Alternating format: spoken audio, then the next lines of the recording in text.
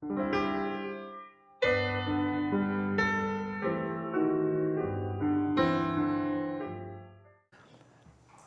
한 절 말씀입니다. 고린도후서 13장 5절 말씀. 13장 5절 말씀 같이 한 목소리로 받들어 읽겠습니다. 시작. 너희가 믿음 안에 있는지 너희 자신을 살펴보고 너희 자신을 입증하라. 예수 그리스도께서 너희 안에 계시는 줄을 너희가 스스로 알지 못하느냐. 그렇지 않으면 너희는 버림받은 자니라. 아멘. 말씀을 위해서 한 번 더 기도하겠습니다.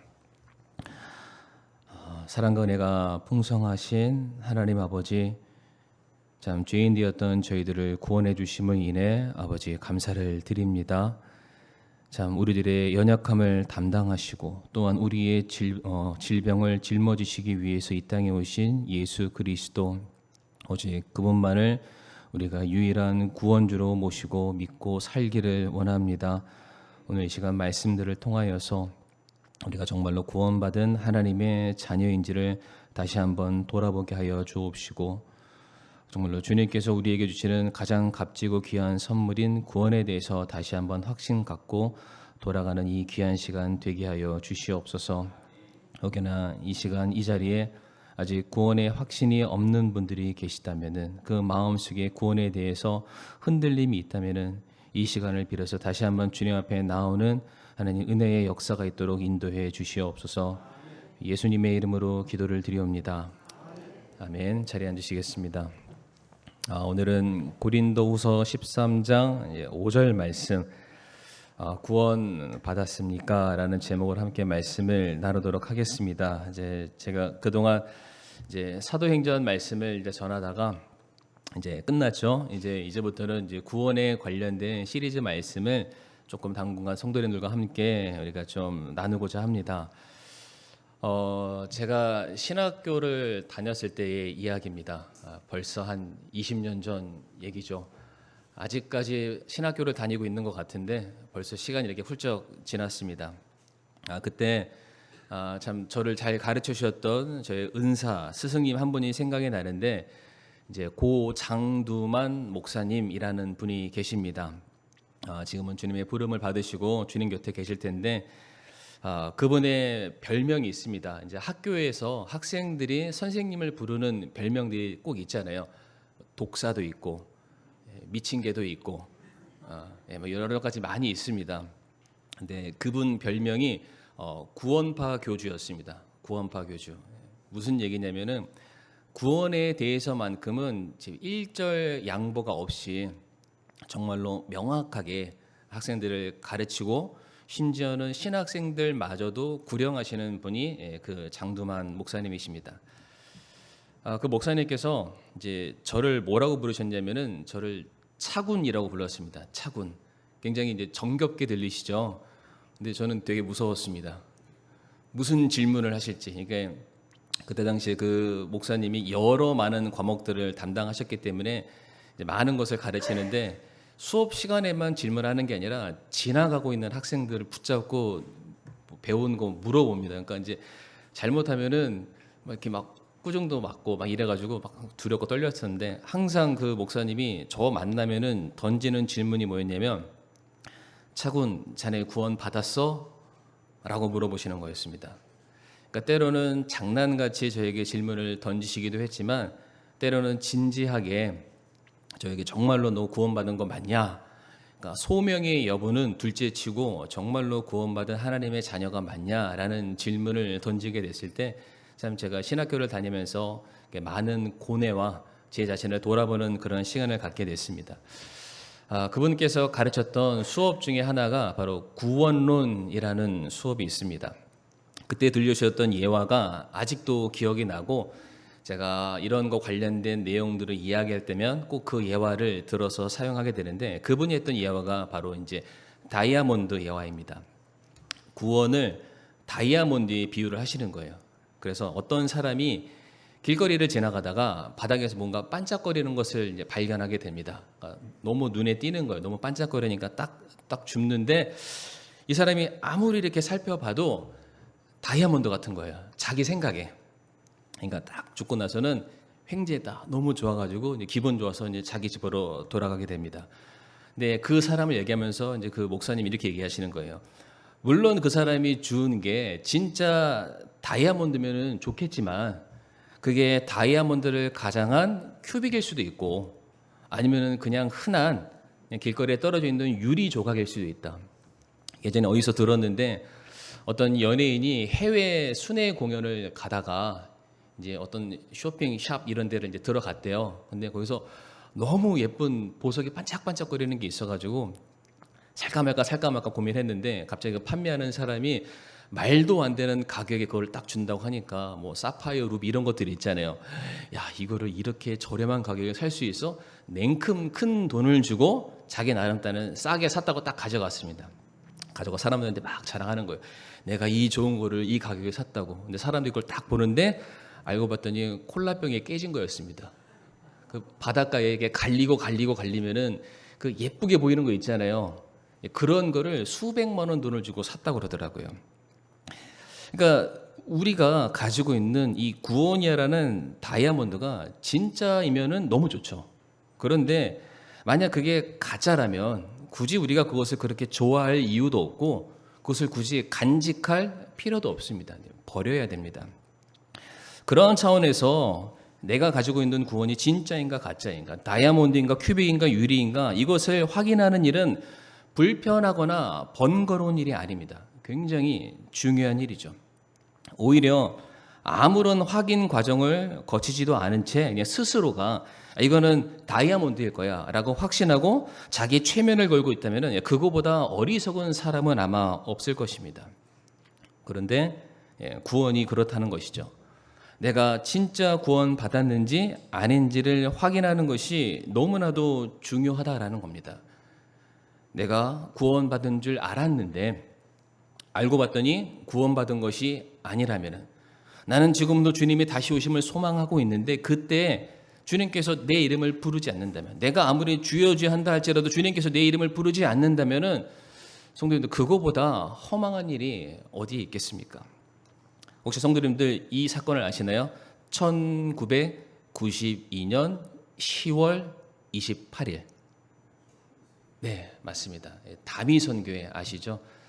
제가 이제 말씀을 준비하다가 그때 영상을 다시 한번 봤는데 유튜브에 들어가면 그때 그 광경을 이제 촬영했었던 뉴스 영상이 상당히 이제 많이 나옵니다. 아마 아실 텐데 그때 그 사람들은 1992년도 10월 28일에 휴거가 일어난다라고 해서 그렇게 크지 않은 그 교회 안에 정말로 수백 명의 사람들이 흰 옷을 입고 정말로 이렇게 막 열광하듯이 온몸을 부르르 떨듯이 자기의 죄를 막 고백해 가면서 주님 구원해 달라고 용서해 달라고 그렇게 불었던 정말로 그 아비규환의 그런 장면들이 계속해서 연일 TV로 생중계가 됐습니다.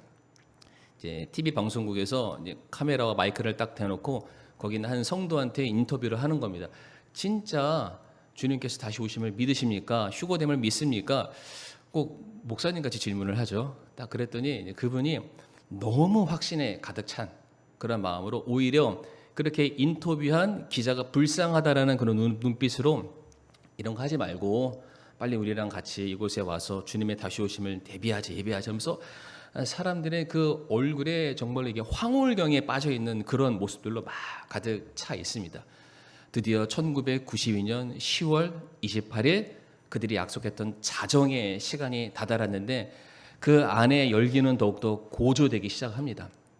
처음에는 무릎 꿇고 기도했던 사람들이 막 일어나서 길길이 막 날뛰면서 마치 진짜 그 순간 그 사람들이 막 들림 받는 것처럼 벙벙벙 뛰면서 딱 하는데 탁탁탁 째깍 자정이 딱 넘는 순간 어떻게 됐을까요?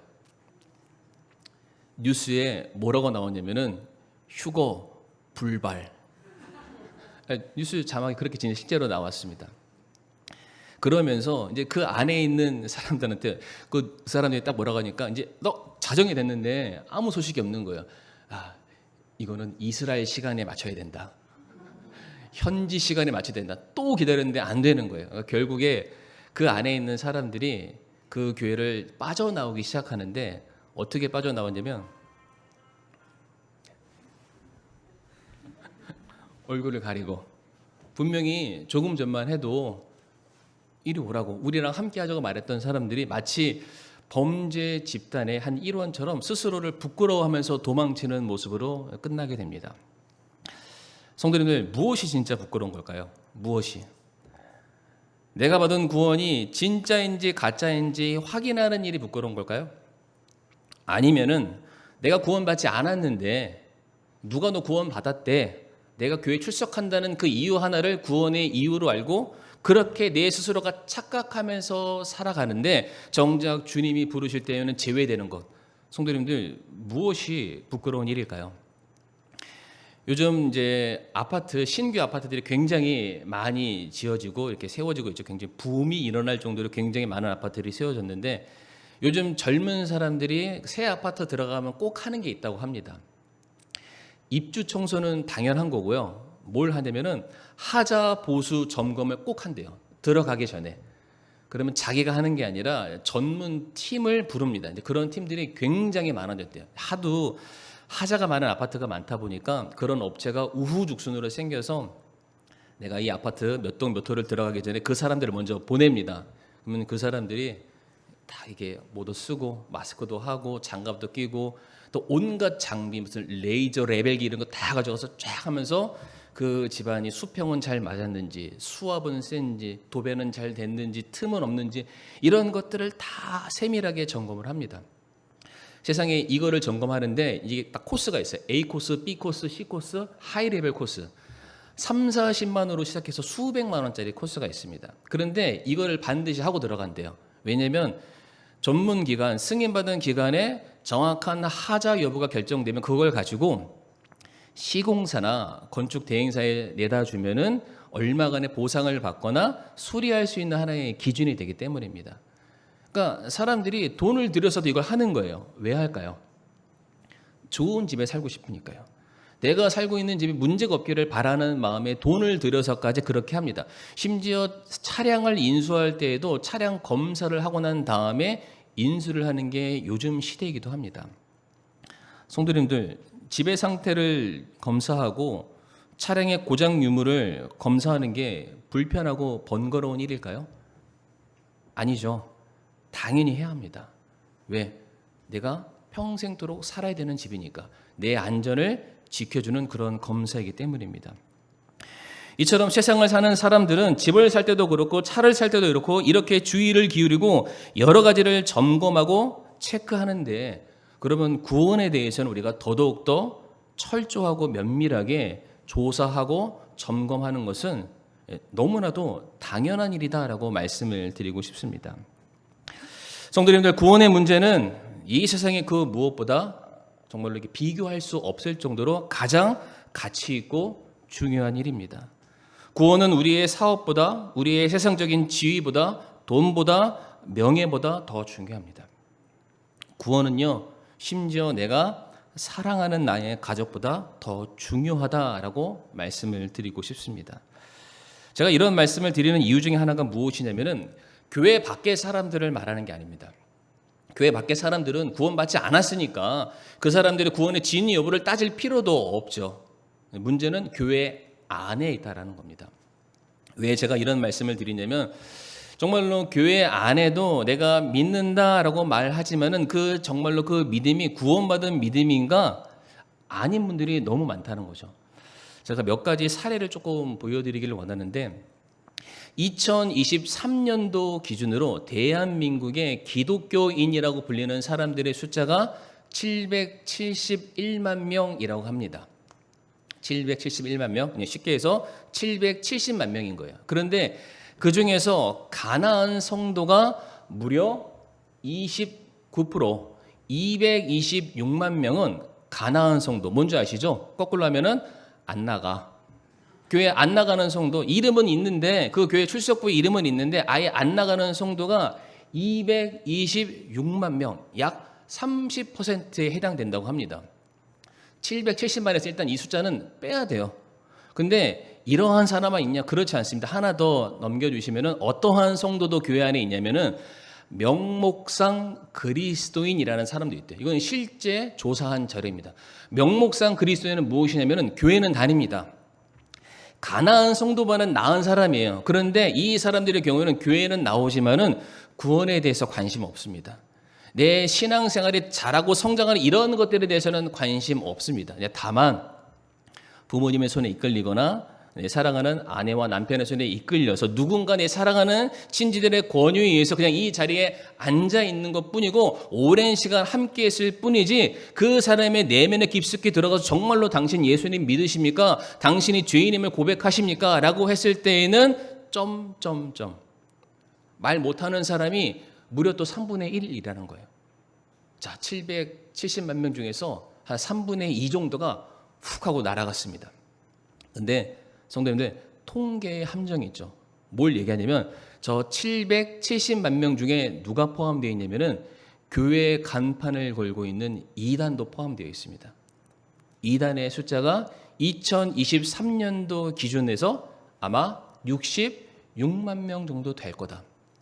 그러니까 이 사람 역시 그 770만 명 중에서 또 제외를 시켜야 될 인원들입니다. 성도님들, 대략 몇 명만 정상적인 신앙생활을 하고 있을까요?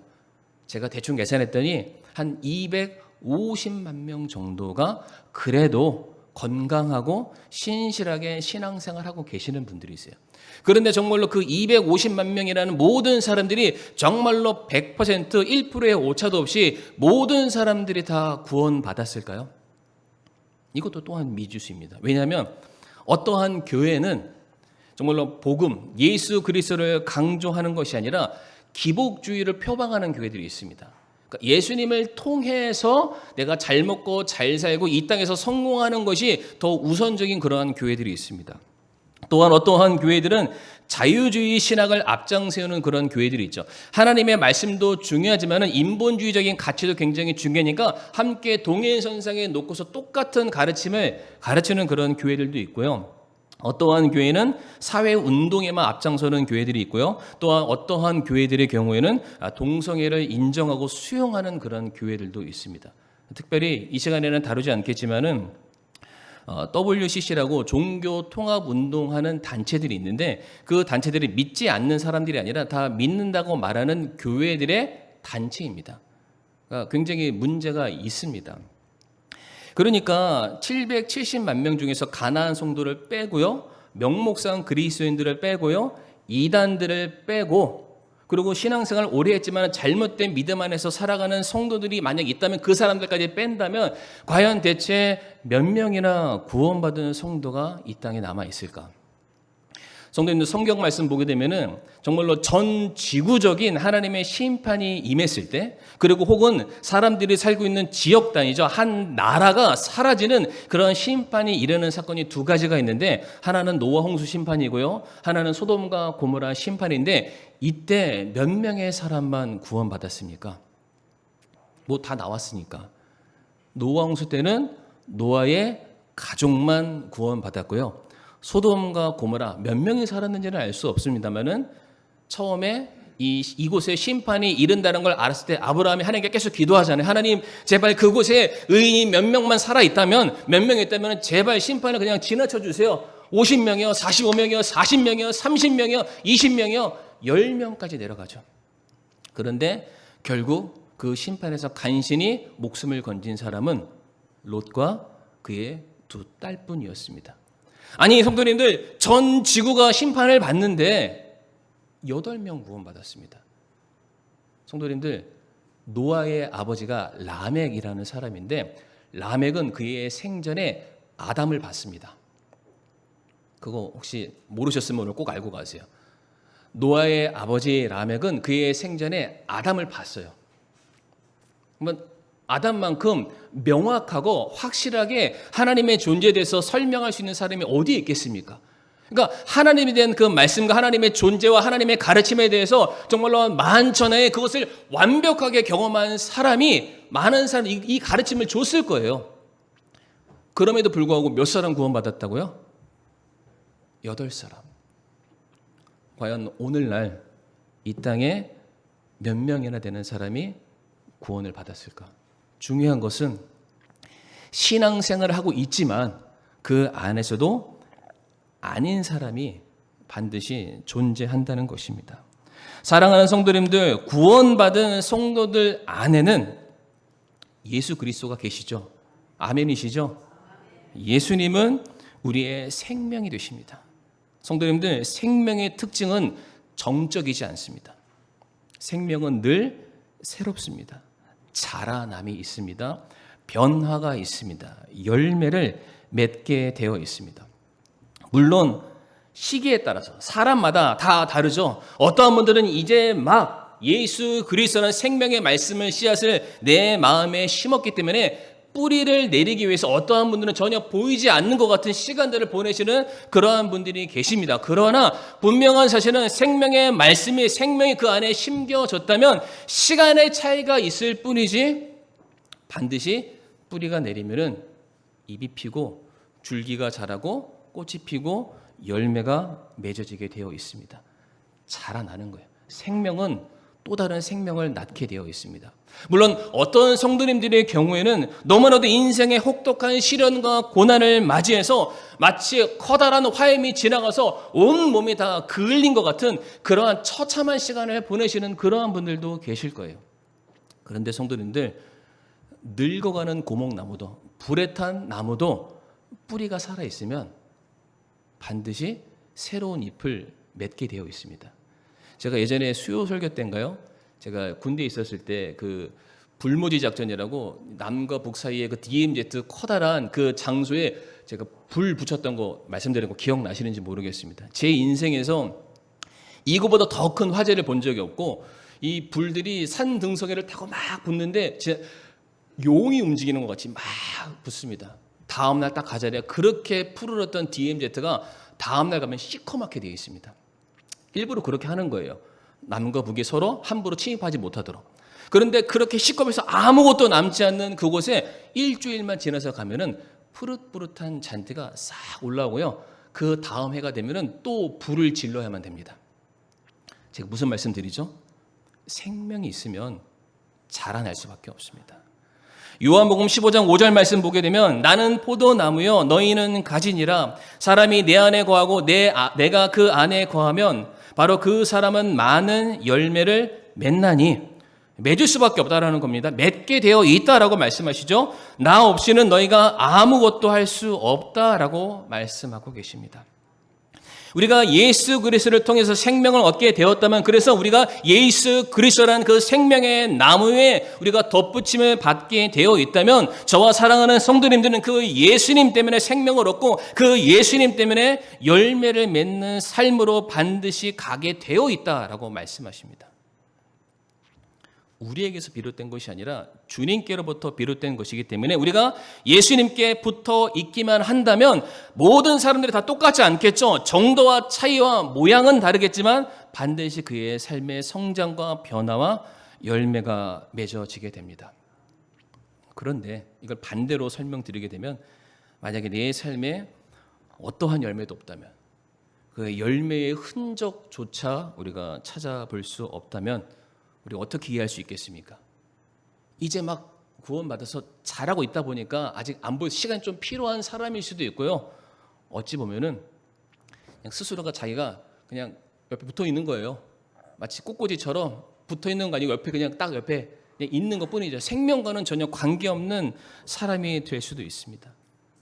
성도님들, 구원받았다라고 말하는 것은 예수님의 생명이 우리 안에 있다라는 고백과 동일합니다. 그 생명이 내 안에 있기 때문에 우리가 그 생명을 힘입어서 우리가 날마다 새로운 삶을 살게 되는 것이고요. 은혜를 간구하게 되는 것이고 하늘나라를 소망할 수 있게 된다는 것이죠. 그런데 우리 안에 그런 자라남이 없다면, 변화가 없다면, 우리가 받은 구원의 기쁨이 사라지고 있다면 성도님들, 이거보다 심각한 문제가 없습니다. 그러니까 우리가 어떻게 신앙생활을 했는데 어떻게 복음을 전해야 됩니다. 이러한 것보다 성도님들 더 중요한 것은 가장 기본적이고 가장 원론적으로 돌아가게 되면은 내가 구원받았나 구원받지 않았나 너무나도 중요하다는 것이죠. 물론 우리 성도님들이 지금 이 말씀 들으면 어떤 분들은 좀 불편하신 분들도 계실 거예요. 왜 불편하냐?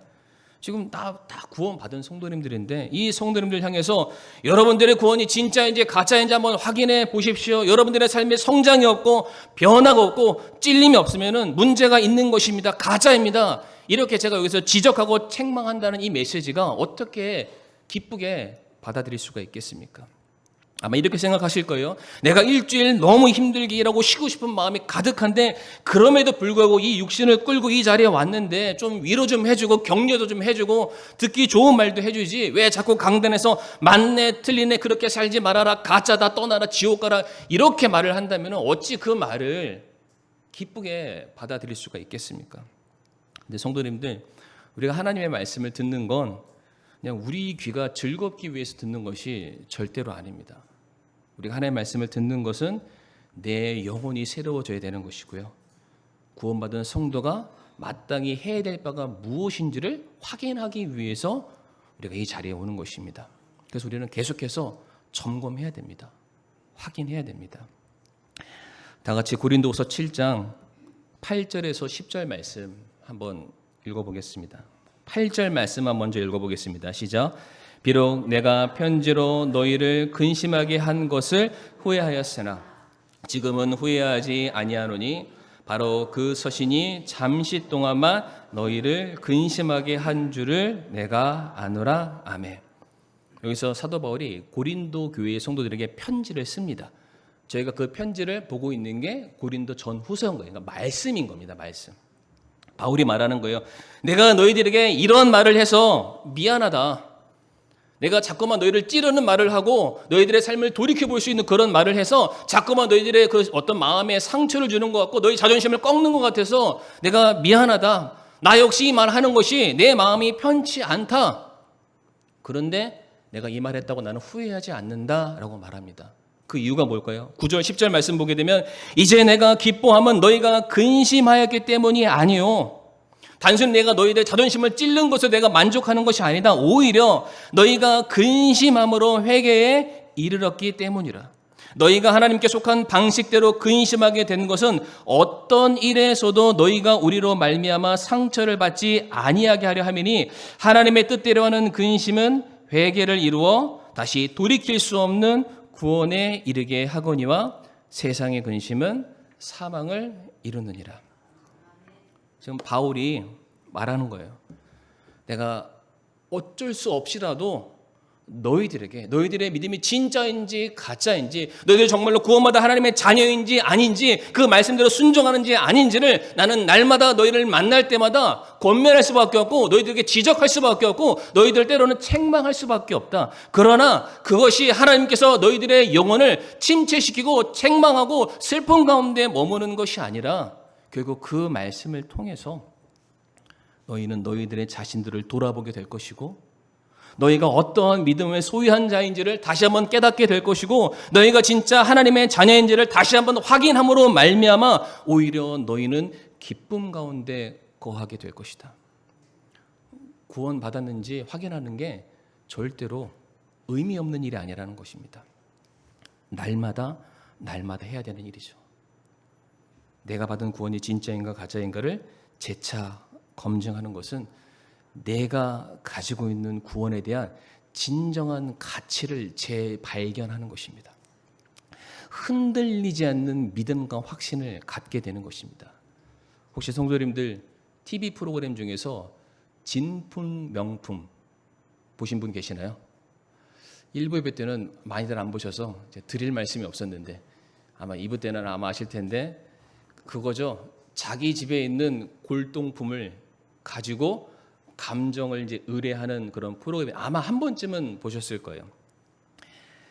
대부분의 사람들이 할아버지와 할아버지부터 내려왔던 그 보자기로 막 쌓아놨던 뭔가 어떤 귀중하다라는 거 알겠고 요즘 게 아니라는 거 알고 있는데 이 가치를 모르는 거예요. 그러니까 이제 가져옵니다. 가서 딱 이제 전문가들한테 딱 보여주죠. 그럼 그 사람들이 물어봅니다. 아 이게 뭔데? 저도 잘 모르겠어요. 좀 확인 좀 해주세요. 그러면은 제일 좀 하는 게 뭐냐면은 자 그러면은 혹시 이것의 감정가를 얼마로 생각하십니까? 그러면 이 사람이 씁니다.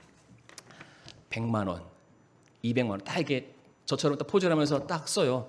왜요? 가치를 모르니까. 근데 전문가들한테 딱 판정을 딱 의뢰하잖아요. 막 보는데 깜짝깜짝 놀라는 모습을 보여줍니다. 아니, 이런 게 아직 남아 있었다고?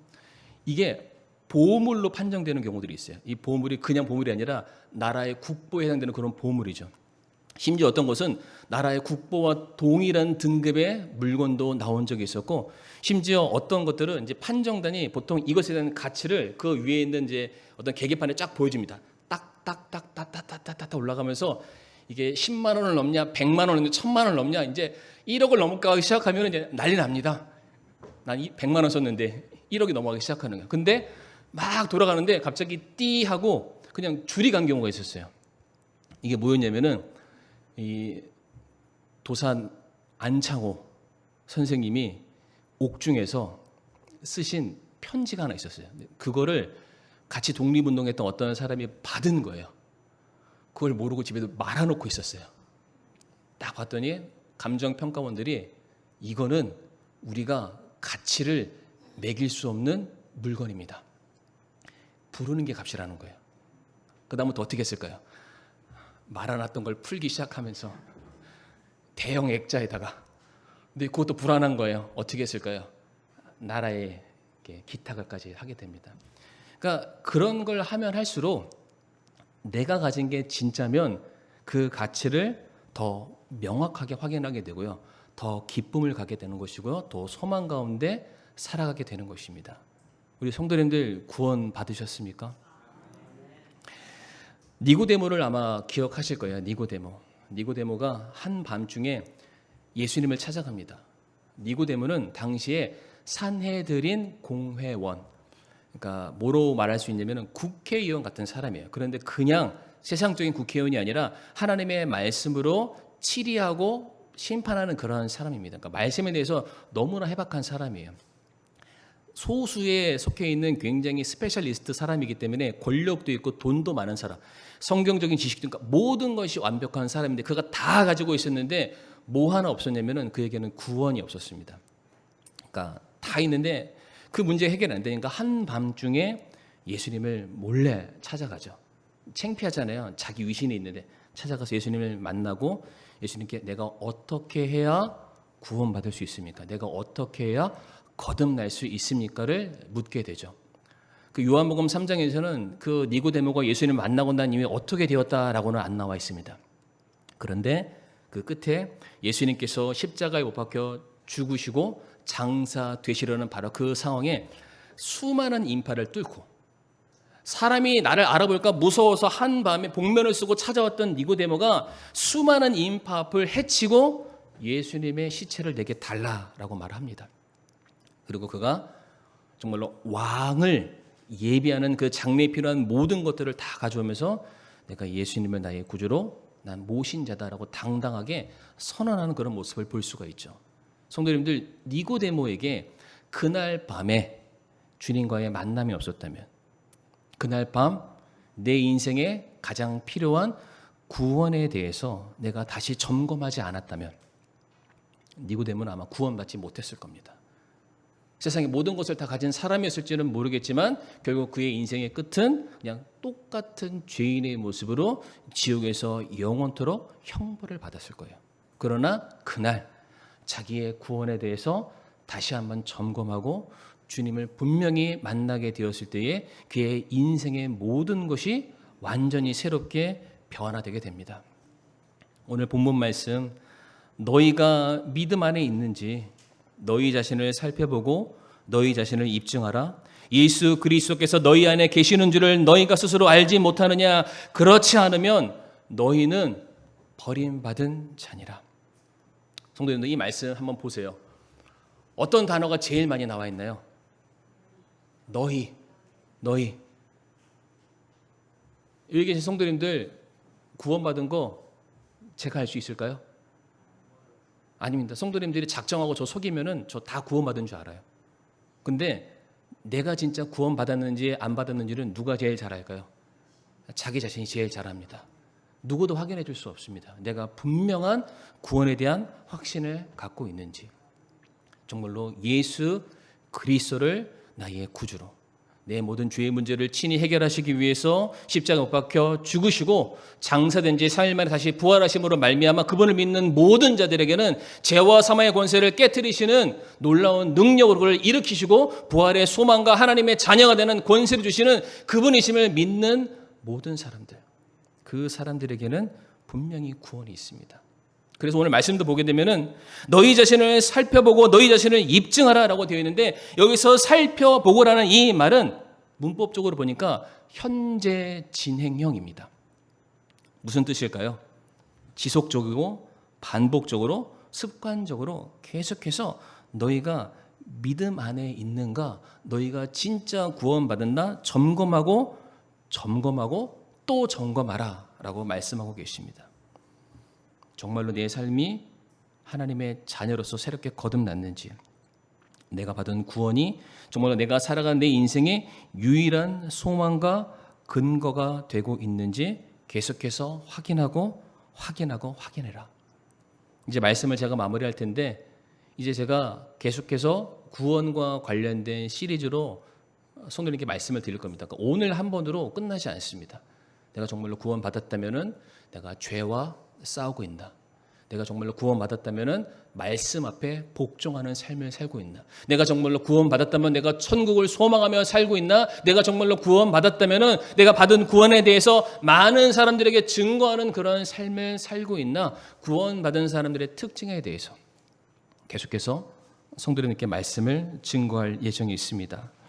우리 사랑하는 성도님들, 다시 한번 여쭤볼 텐데요. 정말로 우리 성도님들 구원 받으셨습니까? 주님께서 기뻐하시는 일을 우리 성도님들도 기뻐하시나요? 주님께서 미워하시는 거 성도님 똑같이 미워하고 계시죠? 주님이 길을 걸어가신 그 길을 나도 따라가기를 우리 성도님들 소원하고 계십니까? 반드시 구원받은 사람은 지난날에 망령된 모든 행실로부터 벗어나서 무엇보다 하나님의 왕국과 하나님의 의를 추구하는 삶을 살게 되어 있습니다. 정도와 차이만 있을 뿐이에요. 그렇게 살아가게 됩니다. 우리가 육신을 입었기 때문에 흔들릴 수 있습니다. 비틀거릴 수 있죠. 넘어질 수 있습니다. 그런데 구원받은 사람은 그 넘어지는 게 죄 가운데 넘어지지 않습니다. 넘어져도 어디로 넘어지냐면은 하나님을 향해서 넘어집니다. 도와달라고, 나 일으켜달라고. 넘어질 수 있죠. 실수할 수 있죠. 실패할 수 있죠. 죄 지을 수 있죠. 그러나 그것으로 좌절하고 낙심하는 것이 아니라 그럼에도 불구하고 나 같은 사람을 여전히 사랑하고 긍휼히 여겨주시는 하나님을 향해서 손을 내밀고 나 좀 건져달라고 부르짖는 사람이 구원받은 성도의 모습입니다. 성도님들, 구원은 과거에 우리가 경험한 단회적이고 극적인 어떠한 사건으로 절대로 끝나지 않습니다. 우리 안에 정말로 영원히 지나도 사라지지 않을 영생이 있다면 우리는 그 생명의 능력으로 말미암아 오늘도 죄와 싸우며 구별된 하나님의 자녀로 살아가고자 하는 애씀과 분투의 모습이 반드시 나타나야만 합니다. 우리 사랑하는 성도님들, 정말로 구원 받으셨다면 그리스도를 향해서 자라가시기를 바랍니다. 정말로 천국을 소망하시기를 바라고, 주님께서 지금이라도 부르셨을 때에 주님의 부르심에 화답할 수 있는 그 부르심에 합당한 자리에 서 계시는 저와 우리 사랑하는 성도님들 되시기를 간절히 바라겠습니다. 이 시간 다 같이 오늘 말씀을 놓고서 우리가 함께 기도하기를 원합니다. 너희가 믿음 안에 있는지 너희 자신을 살펴보고 너희 자신을 입증하라. 정말로 주님께서 우리가 하나님의 자녀이다라고 부르셨을 때에 우리 성도님들 자신 있게 그 부르심에 화답하실 수 있으십니까? 아니면 그 부르심에 외면당하고 제외당해서 혹시 버림받는 자리에 계시지 않습니까? 우리는 너무 오랜 시간 구원받았다 그러니까 그냥 그런가 보다 하고 너무나도 오래 살아왔는데, 혹여나 이 말씀을 들으시면서 조금이라도 나 정말 구원받은 사람 맞나? 조금이라도 의심이 든다면 성도님들, 또 다시 구원받는 거, 구원에 다시 한번 확인하는 거 절대로 부끄러운 일이 아닙니다. 당연히 해야 될 일이고 너무나도 중요한 일입니다. 혹시 이 시간 저 예수님을 내 개인의 구주로 영접하기를 원합니다. 저 다시 한번 구원받기를 원합니다. 혹시 그런 분 계시나요? 손을 들어 표시해 주시면 감사하겠습니다. 네. 계속해서 계속해서 구원에 대해서 다시 한번 우리가 처음으로 돌아가서 믿음 안에 바로 설 수 있기를 원합니다. 이 시간 성도님들 다 같이 자리에 일어나셔서요.